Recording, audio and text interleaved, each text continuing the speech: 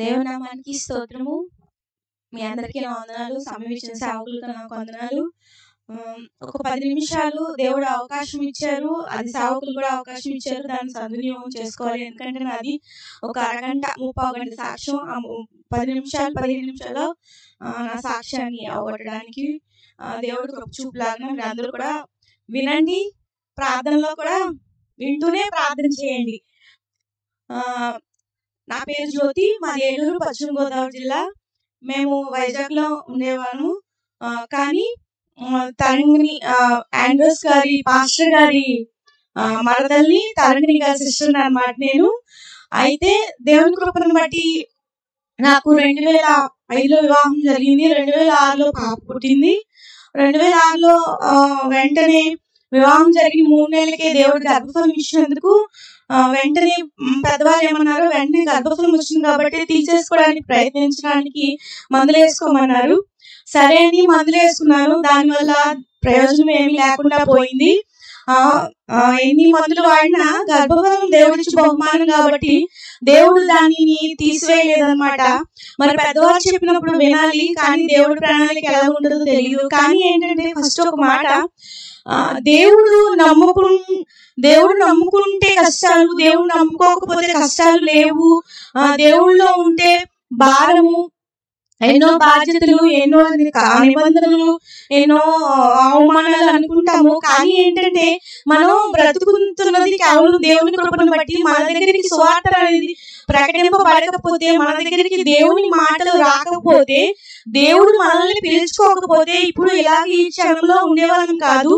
ఇన్ని బాధలు అనుభవించడానికి కూడా దేవుడు శక్తి అనుగ్రహించేవాడు కాదేమో. ఎందుకంటే మనం బాధలు పడాలన్నా, ఈ లోకంలో జీవితంలో ముందుకు నడవాలన్నా దేవుడు మన దగ్గరికి వచ్చి బాధలో ఉన్నాము, కష్టాల్లో ఉన్నాము, దేవుడు చేయి మనకి అందిస్తారు. అందించినప్పుడు ఆ చేయి మనం పట్టుకున్నాక ఆ చేయి మనం ముందుకు వెళ్ళినప్పుడు మన బాధలు ఎక్కువైపోతున్నాయని చెప్పి మనము దేవుడు చేయి వదిలేస్తామేమో, కానీ దేవుడు మన చేయి ఎప్పుడు విడిచిపెట్టడండి. హల్లెలూయా, అవునంటారా? మన బాధలు ఎక్కువైపోతున్నాయని మనమేమవుతామంటే దేవుడిని దూషించి నిందించి దేవుడికి విరోధంగా మనము మాట్లాడతాము. దేవుడు చేయి విడిచిపెట్ట. దేవుడు మాత్రం ఎప్పుడు ఈ చేయి పట్టుకుని ఉంటారు. దేవుడు నా చేయి ఎలా పట్టుకున్నారు, నా జీవితాన్ని ఎలా నడిపించారో. వివాహం అయ్యాక మా బావగారు నాకు సువార్తను ప్రకటించారు. అప్పుడు వినలేదు.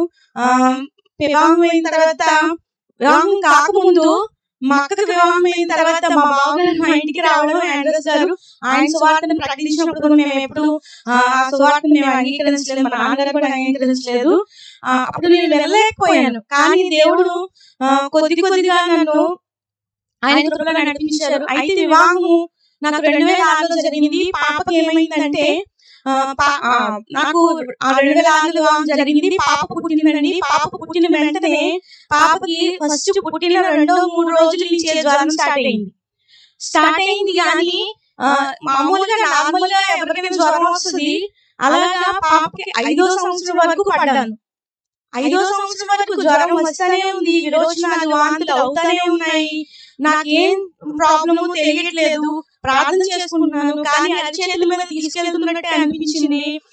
దేవుడు ఏంటి అరచేతుల మీద తీసుకెళ్తున్నాను, ప్రార్థన చేస్తున్నాను, దేవుడు దర్శనం చూపిస్తున్నారు, కానీ నేను అది తెలుసుకోలేకపోయాను. అయితే హాస్పిటల్కి తీసుకెళ్ళాను. బాగా ఎమర్జెన్సీ అయిపోయింది. కాళ్ళు చేతులు 2 పనిచేయలేదు. బాడీ ఒకటి మొత్తం బ్లడ్ అంతా క్లాట్ అయిపోయింది. బాడీ అంతా క్లాట్స్ వచ్చినాయి. తెల్లగా శరీరం మీద క్లాట్స్ వచ్చాయి అనమాట. మలేరియా, టైఫాయిడ్ చేసినా సరే ఏమీ లేదన్నారు. జ్వరం తగ్గట్లేదు. ప్లేట్లెట్స్ 20,000 పడిపోయి, WBC వచ్చి 2,000 పడిపోయింది. బ్లడ్ వచ్చి 6 పడిపోయింది. హాస్పిటల్కి తీసుకెళ్తే డాక్టర్ ఏమన్నారంటే, అమ్మ క్యాన్సర్, పాప చచ్చిపోతే బ్రతకదు, ఆఖరి స్టేజ్ అన్నారు. ఆఖరి స్టేజ్ అంటే ఏం చెప్తానండి, ALL లుకీమియా అంటే STVలో ఆఖరి స్టేజ్ అంటే STV ఛానల్ ఇప్పుడు చూపిస్తున్నారు. లాయర్, డాక్టర్, కలెక్టర్ అవ్వాలి అంటే చైర్లో కూర్చోబెట్టి ఆ రోజుకి ఆ రోజు డ్రెస్ వేసి కూర్చోబెట్టిన తర్వాత ఆ రోజంతా పాపకి ఏం కావాలో కొన్ని రోజుల వరకు చూసుకుంటారు. ఆ స్టేజ్ నాకు కుదిరి ALL లుకీమియా గూగుల్లో కొట్టి చూడండి, డాక్టర్లు అనబడే వాళ్ళకి తెలుస్తుంది. దేవుడు ఈ కార్యం చేయగలడా అంటే చేయగలడు. 5 సంవత్సరాల పాపకి ఆ జబ్బుని తగ్గించగలరంటే తగ్గించగలరు. కానీ డాక్టర్ గారు ఏమన్నారంటే, మేము హాస్పిటల్కి వెళ్ళాము, ఇక్కడ ఏలూరులో హాస్పిటల్కి వెళ్ళాము, అక్కడ క్యాన్సర్ హాస్పిటల్ లేదు. మణిపాల్కి వెళ్ళాము, 12 లక్షలు అడిగారు. 12 లక్షలు మా దగ్గర లేవు, ఫర్దర్ గా 20 లక్షలు అవుతాయి, అయితే ఆరోగ్యశ్రీ మా దగ్గర లేదు. కానీ ప్రార్థన చేసుకున్నాము. మధ్యలో మెయిన్ పాయింట్ వచ్చి ప్రార్థన ప్రార్థన ప్రార్థన ప్రార్థన మాత్రమే మా జీవితంలో ఉంటదండి. ఎవరి ప్రార్థన అంటే సంఘ ప్రార్థన, కుటుంబ ప్రార్థన, నా ప్రార్థన, నాకు కలిగిన స్నేహితుల ప్రార్థన మాత్రమే, దేవునితో సహవాసం మాత్రమే. తల్లిదండ్రులున్నా, బంధుమిత్రులున్నా, డబ్బున్నా దేనికి అవసరానికి ఉపయోగపడదు. అలాగే హాస్పిటల్కి తీసుకెళ్ళాము, ఎక్కడెక్కడా లేదు. అయితే హైదరాబాద్ తీసుకెళ్ళిపోయాము. హైదరాబాద్ లో డాక్టర్ గారు ఏమన్నారంటే, అమ్మ హైదరాబాద్ లో డాక్టర్ గారు బాగా చూస్తారన్నారు కదా అని చెప్పి అక్కడికి వెళ్ళిన తర్వాత 2 సంవత్సరాల ట్రీట్మెంట్ 5 లక్షలు ఖర్చు అవుతుంది. ఆరోగ్యశ్రీ 2 లక్షలు అన్నారు. ఆరోగ్యశ్రీ 3 రోజుల్లో వచ్చిందండి. అది దేవుని కృప, ప్రార్థన. ఆ తర్వాత మేము హాస్పిటల్లో జాయిన్ చేయడానికి మాకంటే ముందు వచ్చిన వాళ్ళు ఏం చేశారంటే, ఈ 10 లక్షలు పెట్టుబడి పెట్టి 5 లక్షలు పెట్టుబడి పెట్టిన ఆరోగ్యశ్రీ వచ్చినా, మందులు వచ్చినా సరే బ్రతకదు, చనిపోతుంది అని చెప్పారో, మాకెలా చెప్పారో ఇతరులు కూడా అలాగే చెప్పారు. 2 సంవత్సరాలు ట్రీట్మెంట్ చేసిన బ్రతకదంటే మా ఫ్యామిలీ మెంబర్స్ ఏమన్నారంటే, తీసుకెళ్ళిపోదాము, బ్రతకదని అన్నారు కదా అని అంటే, ఉన్న ఇల్లు అమ్ముకోవాలి అని అంటే, లేదు మేము దేవుడి మీద ఆధారపడ్డాము. నేను తీసుకెళ్లి నా భర్త ఒకే మాట మీద ఉండి దేవుని మీద ఆధారపడి నా బిడ్డను సేవకురాలిగా నేను దేవునికి ఇస్తానని చెప్పి పాపని హాస్పిటల్లో జాయిన్ చేయడం జరిగిందండి. జాయిన్ చేశాక 10 రోజులు అబ్జర్వేషన్ లో ఉంచారు. ట్రీట్మెంట్ ఎలా ఉంటుందో చెప్తాను. నడుము నొప్పికి ఇంజెక్షన్ చేస్తారు. పెద్ద ఆపరేషన్ చేసినప్పుడు నడుము వంచి ఇంజెక్షన్ చేస్తారు కదా, ఆ ఇంజెక్షన్ నడుము వంచి 5 సంవత్సరాల పాపకి ఒంటి మీద ఉన్న బట్టలు గౌను తీసేసి బాడీని ఇలా బెండ్ చేసి, ఆ బెండ్ కి ఈ 5 సంవత్సరాల పాపకి 10cc సిరంజ్ గుచ్చి అందులోంచి వాటర్ తీసి, ఈ ట్రీట్మెంట్ వల్లే చచ్చిపోతారండి, ఇంకేం కాదు. ఆ క్యాన్సర్ అనేది పురుగు. ఆ పురుగుని మనిషిని తినేస్తా ఉంటే ఈ మందు వెళ్ళి ఆ మనిషిలో ఉన్న పురుగుని చంపుతా ఉంటది. ఈ చంపేలోపు, ఈ ప్రాసెస్ అయ్యేలోపు మనుషులు చచ్చిపోతారు. 5 సంవత్సరాల పాపకి మెడిసిన్ ఇస్తేనే, ఇప్పుడు పారాసిటమాల్ టాబ్లెట్ ఇస్తేనే రియాక్షన్ వచ్చేస్తుంది. అట్లాంటిది ఈ టాబ్లెట్ వేస్తే రియాక్షన్ రాకుండా ఎట్లా ఉంటుంది? కానీ దేవుని కృప, దేవుని ప్రార్థన, దేవుని వెనకాల తోడుగా ఉన్నారు. అయితే 10cc నుంచి గుచ్చాక ఎండుపోసలోకి అక్కడ గుచ్చి వాటర్ రాకపోతే అది బయటికి తీసి మళ్ళీ పక్క దుమ్ము గుచ్చుతారు. మీకు వెనకాల చేయి పెట్టుకొని మధ్యలో చూడండి, బోన్ తగులుతుంది. ఆ బోని గుచ్చుతారు. ఆ బోని గుచ్చి వాటర్ పడ్డాక అందులోంచి మందు వెళ్తుంది. ఆ మందు వెళ్ళిన కొంచెంసేపటికి రియాక్షన్ ఎలా ఉంటుందంటే, మనిషికి గీరగీరగా అయిపోతారు. ఆ చిన్న బిడ్డకి 5 సంవత్సరాల పాపకి ఆ మెడిసిన్ ఇస్తున్నారంటే డాక్టర్ ముందే చెప్పాడు, మెడిసిన్ ఇచ్చి పని చేయకపోతే చెప్పలేమని. కానీ దేనికైనా దేవుడి మీద ఆధారపడ్డాం. హల్లెలూయా, దేవుడు మనకి తోడుగా. ఆ తర్వాత ఇంకొకటి కీమో ఇస్తారు. కీమో ఎలా అంటే రెడ్ గా ఉంటది, సెలైన్ లో పెడతారు. అది పాము విషం కన్నా దారుణంగా ఉంటది. డాక్టర్ గారు అన్నారు, ఎందుకంటే అది బాడీలోకి వెళ్ళినప్పుడు ఆ పురుగుని చంపడానికి బాడీలో అంతా స్ప్రెడ్ అవుతుంది. అది స్ప్రెడ్ అవుతున్నప్పుడు ఏమవుతుందంటే, సెలైన్ అలా లోనికి వెళ్తున్నప్పుడు బాడీలో ఉన్న పురుగుని చంపి కొరుకు తింటది అనమాట. తినప్పుడు ఏమవుతుంది అనమాట, అది బ్రెయిన్ లోకి కానీ ఆ పురుగు వెళ్ళిందంటే, బ్రెయిన్ లోకి వెళ్ళాక ఇంకా సమస్య లేదు, ఇంకా చనిపోవడమే తప్ప దానివల్ల ప్రయోజనం ఉండదు. అది వెళ్ళి మనిషిని ఏమవుతుందంటే, ఈ చిగురులో స్ప్రెడ్ వచ్చేస్తుంది, నోట్లో స్ప్రెడ్ వచ్చేస్తుంది, మోషన్స్ అయిపోతాయి, వాంతులు అయిపోతాయి, లోషన్లు అయిపోతాయి. అదొకటి.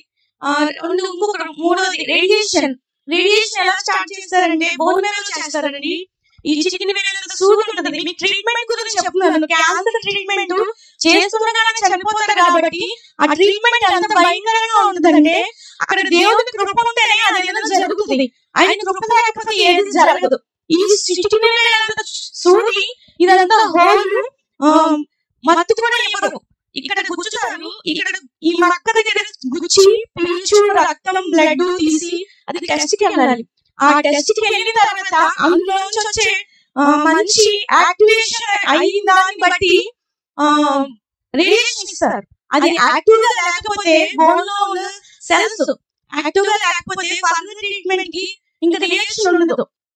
ఆ రియాక్షన్ లేనప్పుడు ఏమవుతుందంటే ఇంకా మనిషి ఇంకా మందులు పంపించేస్తారు, ఇంకా 4 రోజుల్లో వస్తుంది. అది గుచ్చినప్పుడు ఎంత బాధగా ఉంటుంది, మొత్తం ఇంజక్షన్ చేసేది నరకం. అది గుచ్చితే బోను వంగుతుందా అండి? చంటి బిడ్డకి 5 సంవత్సరాల బిడ్డకి దేవుని కాపుదల, ఆ సమయంలో దేవుని కృప. అయితే అది గుచ్చేటప్పటికి 4 రోజులు వచ్చిందండి, అది యాక్టివ్ గా వచ్చింది, అది దేవుని కృప. హల్లెలూయా. అది వచ్చాక రేడియేషన్ ఇచ్చారండి. రేడియేషన్ లోకి వెళ్ళాలి అంటే ఈ స్ట్రెచ్ ఉంటుంది, స్ట్రెచ్ పైప్ ఉంటుంది. ఆ స్ట్రెచ్ మీద మెడిసిన్ కాదండి, అవి కిరణాలు పడతాయి. ఆ కిరణాలు మనిషి మీద పడాలి అంటే ఉడుకుడుకు వాటర్ లోని ఆట పెడతారు, ఆట రంగు మీద పెడతారు. అది పెట్టి దాన్ని మార్కింగ్ గీస్తారు. మార్కింగ్ గీసి రోజు ఆటను పెట్టి రేడియేషన్ ఇస్తారు. ఆ ఆట బాగా పెట్టుకోలేదు, పెట్టుకోకపోతే చాలా ఏడుస్తుంటే డాక్టర్ గారు ఏమన్నారంటే రోజు చాలా రోజులు అయిపోతుంది, 10 రోజులు అయిపోయింది, మాకు అక్కడ బెడ్ కూడా దొరకలేదు. దేవుడి కృపను బట్టి బెడ్ ఇచ్చారు, కానీ అదంతా నల్లులు అండి. చెవులోకి వెళ్ళిపోతే చాలా కష్టం, చాలా విపరీతమైన బాధ. కానీ ఏంటంటే మాకు బెడ్ ఇచ్చారు, నల్లులైనా పర్వాలేదు, ఉండడానికి ఒక హెల్ప్ చేశారు. అక్కడ ఉన్నాము, పాపను తీసుకురమ్మన్నారు, తీసుకెళ్ళాము. ఉడుకు వాటర్ లో పెట్టుకొని కేర్ చేస్తుంది. ఆ తర్వాత ఏమన్నారంటే డాక్టర్ గారు మత్తిస్తారమ్మ, మత్తిచ్చిందని బట్టి మార్కింగ్ తీసి రేడియేషన్ కిరణాల్లోకి వెళ్ళాలి. ఆ పై నుంచి ఇలా తిప్పి స్ట్రెచ్ లాంగ్ వెళ్తుంది, బాడీ అంతా లాంగ్ వెళ్తుంది అనమాట. అది తిప్పేటప్పుడు మనిషి చదివితే పై నుంచి కింద పడిపోతే తల పగిలిపోతుంది. చాలా విపరీతమైంది. అయితే ఏదైనా సరే ట్రీట్మెంట్ లోనే ప్రాబ్లం స్టార్ట్ అవుతుందండి. ఆ ప్రాబ్లం స్టార్ట్ అయింది అంటే అది చేయించుకునే పరిస్థితుల్లోనే పిల్లలకి రియాక్షన్ ఇస్తుంటది అనమాట. అయితే ఆ ట్రీట్మెంట్ కి ముందుకు వెళ్ళాలంటే అది కావాల్సింది దేవుని కృప. హల్లెలూయా. అక్కడ నా బిడ్డకి దేవుని కృప ఉందండి, అది జరుగుతుందంటే ఆయన కార్యాలు. అయితే వెంటనే ఏమైందంటే డాక్టర్ గారు ఒప్పుకోలేదు కాబట్టి మత్తి ఇచ్చారు, డోస్ ఇచ్చారు, డోస్ ఎక్కలేదు. 2వ డోస్ ఇచ్చారు, అది ఎక్కలేదు, సరిగా ఉండట్లేదు. స్ట్రెచ్ మీద పడుకోబెట్టి మార్కింగ్ ఇద్దామంటే ఇంకొక డోస్ ఇస్తున్నారు అనేటప్పటికి ఆపేశారు. హార్ట్ బీట్ స్లో అయిపోయిందండి. స్లో అయిపోతున్నప్పుడు అసలే బలహీనము, అసలే క్యాన్సర్ పేషెంట్, ఈ మత్తు ఇచ్చేటప్పటికి ఏమైందంటే హార్ట్ బీట్ స్లో అయిపోయింది. ఇంకా సాయంత్రం వరకు చెప్పలేమమ్మా, అబ్జర్వేషన్ లో ఉంచాలనుకున్నా అన్నారు. వెంటనే ప్రార్థన, సేవకుల ప్రార్థన, కుటుంబ ప్రార్థన, నా ప్రార్థన, దేవుని కృప, ముందు ఆయన కృప. సాయంత్రం వరకు అబ్జర్వేషన్ లో ఉంది. నేను ఒకటే ప్రార్థన చేస్తున్నాను, దేవా ఈ రేడియేషన్ పెట్టుకోవాలంటే ఈ 10 రోజులు మత్తిస్తూనే ఉండాలన్నారు. డాక్టర్ గారు ఏమన్నారంటే మత్తిస్తూనే ఉండాలి, కానీ రోజు 12-1 గంట వరకు, సాయంత్రం 5 వరకు ఏమీ తినకుండా సెలైన్ పెడతానే ఉండాలి. కానీ ఏమీ తినకుండా ఉండాలంటే చాలా ఇబ్బంది అయిపోద్ది. అయితే తనంతలో తనే ఏమందంటే, నేను ప్రార్థన చేసుకున్నాను, దేవా తను ఒప్పుకోవాలి, ఇబ్బంది పడకూడదని. అప్పుడు తనంతలో తనే ఏమందంటే, ఏమీ అక్కర్లేదమ్మా, నేను చిన్న వయసు 5 సంవత్సరాల పాప, తనతో దేవుడు మాట్లాడాడు. ఏమందంటే, అమ్మా నేను రోజు ఇలాగా మత్తి ఎక్కించుకోనమ్మా, నాకు చాలా ఆకలేసేస్తుంది, నేను రోజు లోనికి వెళ్ళి రేడియేషన్ తీసుకొని వచ్చేస్తాను అన్నది. ఆ రేడియేషన్ పెట్టుకున్నప్పుడు ఏమవుతుందండి, తలెంటుకులు ఊడిపోతాయి, ఇట్లా తలెంటుకులన్నీ ఊడిపోతాయి. చాలా విపరీతం, మనుషులు నలుపు వచ్చేస్తారు. చాలా ఏంటంటే అదొక రకమైన ట్రీట్మెంట్. ఆ ట్రీట్మెంట్ అవుతుంటేనే పర్సెంటేజ్ ఇస్తారండి, 50 లేకపోతే 70 లేకపోతే 80, 100% ఇవ్వరు. ఉంటే ఉంటది, లేకపోతే చనిపోతుంది. ఇంకా ఆఖరి స్టేజ్ వచ్చేసింది, అందరూ చచ్చిపోతున్నారు, పాపతో ఉన్న అందరూ చనిపోతున్నారు. చాలా ఆఖరి స్టేజ్ వచ్చేసింది, బోన్ మ్యారో ట్రాన్స్ప్లాంటేషన్ చేస్తే బ్రతుకుతుంది అని అంటున్నారు. డబ్బులకి ఇబ్బంది అయిపోయింది, దేవుని కృపణ వల్ల ఏం చేయాలో తెలియదు. డాక్టర్ గారి దగ్గర ఏదో అదని ఇదని ఏదో ఇబ్బంది పడి డాక్టర్ గారి దగ్గర బ్రతిమలాడి మందులు తీసుకోవడం చాలా ఇబ్బంది పడి అలాగే ముందుకు వెళ్తుంది నా జీవితం. కానీ ఎలాగా నా బ్రతికి ఎలా ఉన్నది అంటే, ఏ స్థితిలో ఉన్నదంటే, ఫస్ట్ పాప అండి, పాప తర్వాత నూనె వేయించుకుంటారు, ఆయములు వచ్చి వేస్తారు, ఏనుగులు వచ్చి వేసేటప్పుడు నూనె అనేది వేస్తారు, పిల్లలకి గ్యాప్ వస్తుంది అని. అది వేయించుకున్నారండి, అది గర్భసంచిలోకి వెళ్ళిపోయింది. డాక్టర్ దగ్గరికి వెళ్తే పడిపోయింది అన్నారు. అది గర్భసంచిలోకి ఎప్పుడు వెళ్ళిపోయిందో వెళ్ళిపోయిన తర్వాత చిన్నతనం 19 సంవత్సరాల్లో పెళ్లి అయిపోయింది. అత్తగారు ఏం చెప్పినా, మామగారు ఏం చెప్పినా, డాక్టర్లు ఏం చెప్పినా వినే పరిస్థితి. దేవుని కృప ఉంది, కానీ మనుషులను బట్టి కూడా మనం ముందుకు వెళ్ళాలి. కాబట్టి దేవుడి ప్రణాళిక వేరు, మనుషుల ప్రణాళిక వేరు. అప్పుడు ఆ నూపు అనేది కడుపులోకి వెళ్ళిపోయిన తర్వాత పాయిజన్ అయిపోయింది. అది తీయించుకోవడానికి వెళ్తే గర్భసంచి తీసేస్తారని ప్రార్థన చేసుకోవడానికి వెళ్ళి ప్రార్థన చేసుకొని నేను గర్భసంచి తీయించుకోవడానికి వెళ్ళినప్పుడు ఒకటే అనుకున్నా, దేవా ఒక్క బిడ్డ, అది తను కూడా చాలా బలహీనమైన మనిషి చిన్న బిడ్డ, ఇంకొక బిడ్డని ప్రార్థన చేసుకుని వెళ్ళేటప్పుడు ఇంకొక వ్యక్తి ద్వారా దేవుడు డైరెక్ట్ గా మాట్లాడండి, ఇంకొక వ్యక్తి ద్వారా మాట్లాడతారు, ఇంకొక వ్యక్తి ద్వారా దేవుని మాటలు మనకి వివరిస్తారు. అప్పుడు మనం వినాలి. దేవుడు డైరెక్ట్ గా వచ్చి ఎప్పుడు ఎవరితో మాట్లాడండి. ఎందుకంటే అబ్రహాము, ఇస్సాకు, యాకోబు వీళ్ళందరితో కూడా డైరెక్ట్ గా ఏంటంటే ఆయనతో ముఖాముఖిగా ఎదురుగా వచ్చి మాట్లాడే మనుషుల ద్వారా లేకపోతే దేవుని ఆత్మ ద్వారా మాట్లాడుతూ ఉంటారు. కొంతమందికి దేవుడు ఎదురవచ్చు, కానీ అలాగే మనుషుల ద్వారా మన సువార్తగా ప్రకటించడం మనం వినాలి. అట్లానే వెళ్ళి హాస్పిటల్కి వెళ్ళి డాక్టర్ దగ్గర వెళ్ళినప్పుడు ఆవిడ క్లీన్ చేసి అది తీసిందండి. అది క్లీన్ అయిపోయింది, దేవుని కృప. అది మళ్ళీ 2 రోజులు మళ్ళీ ప్రెగ్నెన్సీ వచ్చింది. మళ్ళీ పాప మళ్ళీ 9 నెలలకి మళ్ళీ కడుపుతో చనిపోయింది. 2వ పాప, అది 2 మళ్ళీ 3. నాకు 5 నెలల ప్రెగ్నెన్సీ, 5వ సంవత్సరం పాపే. ఈ 5 నెలల ప్రెగ్నెన్సీతో ఈ 5వ సంవత్సరం పాపతో లిమ్స్ వెళ్ళాల్సి వచ్చింది. నా దగ్గర నాన్న లేదు, అమ్మ లేదు, అత్త మామూలు లేరు, భర్త ఇంటికి వెళ్ళకపోతే కుదరదు, మరి ఎవరు వస్తారు? నాతో నా దేవుడు వచ్చారండి. హల్లెలూయా, నాతో నా దేవుడు వచ్చారు, నాతో నా దేవుడే ఉన్నారు. 5 సంవత్సరాలు రేడియేషన్లోకి వెళ్తే కడుపులో ఉన్న పిండం కూడా కలిగిపోతుంది. నేను ఫ్లోర్ ఎక్కాను. నిమ్స్ ఫ్లోర్ ఎక్కాలంటే చాలా కష్టం. హైదరాబాద్ పంజాగుట్ట ఒకసారి గూగుల్లో కొట్టి చూడండి. చర్చ ఎక్కాలంటే, మనిషి ఎక్కాలంటే నరకం. కొన్ని రోజులు నేను నేర్చాను. 5 లీటర్లు టిన్ను తీసుకెళ్లి కడుపు మీద చంటి పిల్లలు తీసుకెళ్ళంటూ, ఎందుకు ఎప్పుడు ఈ పరిస్థితి నుంచి విడుదల ఇస్తావు? అందరూ హాస్పిటల్ ట్రీట్మెంట్ చేయించుకోవడానికి వస్తున్నారు. వచ్చి అక్కడక్కడ ప్రదేశాలు చూడటానికి వెళ్తున్నాను. నేను ఎప్పుడు ఎక్కడికి వెళ్ళలేదు. ఒకటే అడిగాను, అందరూ అడుగుతారు దేవుడు ఏం చేశాను. అప్పుడు నేను వాళ్ళకి ఏం సమాధానం చెప్పాలి? నా బిడ్డను బ్రతికిస్తాడు, నా బిడ్డను బ్రతికించాడు అని అడిగినప్పుడు దేవుడు ప్రత్యేకంగా నా బిడ్డను జ్ఞాపకం చేస్తున్నాడు. కాబట్టి కొన్ని రోజుల వరకు ట్రీట్మెంట్ బాగా జరిగిందండి. ఆకలి వచ్చేసింది. 10 లక్షలు బోన్ మీద ట్రాన్స్ఫర్ చేయాలి. ఏమవుతుందంటే ఎవరైతే బోన్ లో ఉన్న సెల్స్ యాక్టివేషన్ అయ్యి ఒకరికి మనకి ఉపయోగపడతాయి, అంటే నా బిడ్డకు ఉపయోగపడతాయి. వాళ్ళకి తీసి టెస్ట్ చేయించి తనకి ఎక్కిస్తే యాక్టివేషన్ అయ్యి బతుకుతుంది. ఎందుకంటే అవి చచ్చిపోతున్నారు, దాంతో ఉన్న వాళ్ళు చనిపోతే ఆకర్షణ వచ్చేసింది. ఇంకేం చేయడం తెలియదు. అలాగా బ్రతికాడడానికి డాక్టర్ అడిగాను. డాక్టర్ పేపర్లు వేయించిస్తే డబ్బులు వస్తాయేమో అంటే జిల్లా పేపర్లు వేయించానండి. 1 లక్ష వరకు వచ్చింది.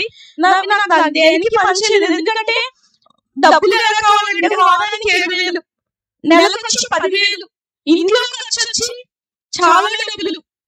10 లక్షలు, 5 లక్షలు లేకపోతే ఎన్ని లక్షలు ఖర్చు అవ్వచ్చు. ఎందుకంటే ట్రీట్మెంట్ చాలా భయంకరమైనది. కాబట్టి వారానికి 7,000 అంటే అలాగే 3 నెలలు వెళ్ళాలి, అలా 15 రోజులు అంటే అలాగే 3 నెలలు వెళ్ళాలి, అలా నెల అంటే 3 నెలలు వెళ్ళాలి, అలా 6 నెలలు అంటే అలా 3 నెలలు వెళ్ళాలి. ఎంత భయంకరమైన జీవితం అంటే చెప్పుకోలేము. భర్త ఒకటే కష్టపడాలి, నేను తనతో వెళ్ళాలి. నాకేం తెలియదు.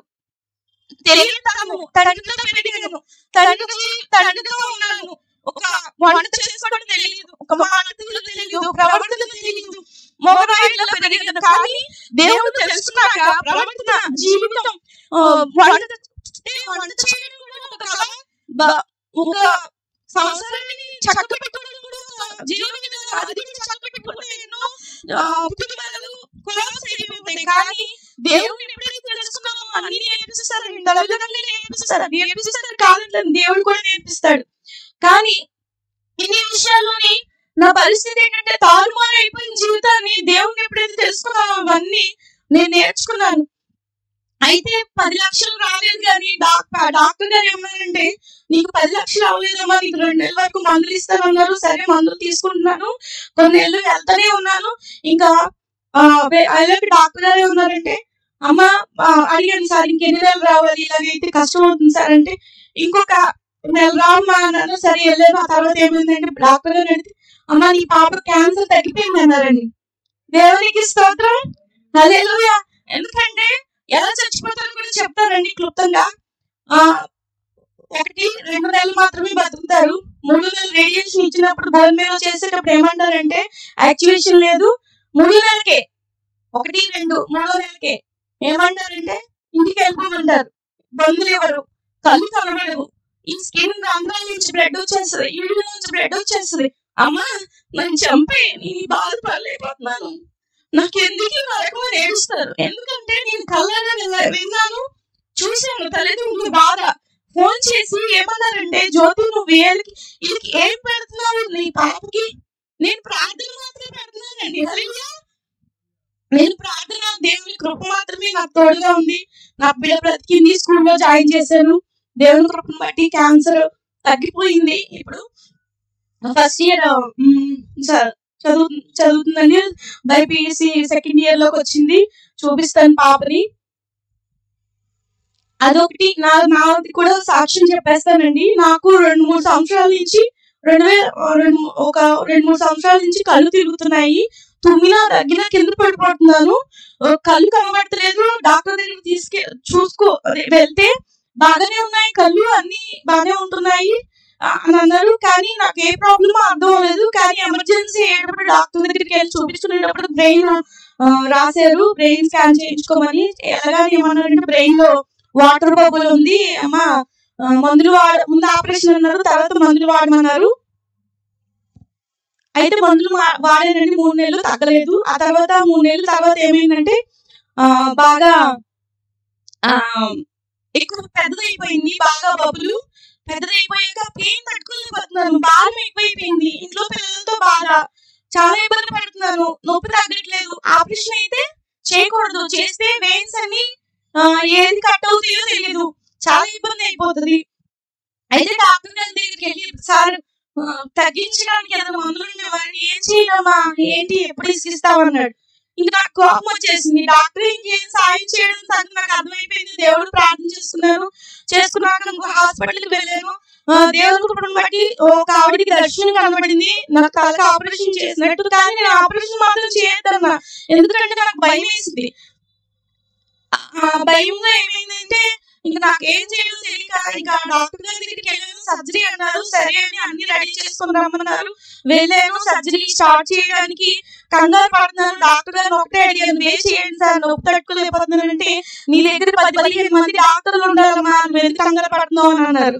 అంటే ఏంటి 10-15 మంది అంటే ఏముందని హోల్ పెట్టేసి తీసేస్తారేమో అనుకున్నాను. కానీ 2021 సెప్టెంబర్ 15వ తారీఖు నుండి పొద్దున్న తెల్లవారు 5:30కి వెళ్ళాను థియేటర్ లోకి. సాయం మధ్యాహ్నం 12:30కి వచ్చాను. దేవుని కృపను బట్టి ఆపరేషన్ బాగా జరిగింది. 24 కుట్లు పడ్డాయండి. ఇక్కడ నుంచి ఇక్కడ వరకు కుట్లు పగలగొట్టి చేశారు. ఇక్కడ నుంచి లైన్ పెట్టారు. ఒక కాలు గాని ఒక చేయి గాని వంకర రాలేదు. దేవుని కృపను బట్టి చాలా వరకు బ్రతికే ఉన్నాను. అయితే ఇదిగోండి పాప, బాబుని కూడా చూపిస్తాను. నేను రేడియేషన్ లోకి వెళ్ళాను కాబట్టి ఒక కాలు గాని ఒక చేయి గాని వంకర రాలేదు. వాడి కూడా 4.5 కేజీలు పుట్టాడు. వాడు కూడా ఇక్కడ ఉన్నాడు. వాడు కూడా దేవుడి కొరకు ఉపయోగపడాలని నాకు కొన్ని ప్లేసుల్లో దేవుడిని సాక్ష్యం చెప్పడానికి అవకాశం దొరుకుతుంది. ఇంకా దేవుడి పరిచయం చేయడానికి నాకు ఇంకా అవకాశం ఇవ్వాలని ప్రార్థన చేయండి, జ్ఞాపకం చేసుకోండి. ఇంకా టైం అయిపోయింది, చాలా వరకు సాక్ష్యం ఉంది కానీ క్లుప్తంగా ముగిస్తున్నాను. ఇదిగోండి పాప గురించి ప్రార్థన చేయండి. 10 లక్షలు అవ్వలేదు, నాకు అప్పు కూడా అవ్వలేదు, హ్యాపీగా ఉన్నాము. పాప కూడా క్యాన్సర్ నుంచి విడుదల దేవుడు ఇచ్చారు. చిన్న సాక్ష్యం దేవుడు. ఆమేన్.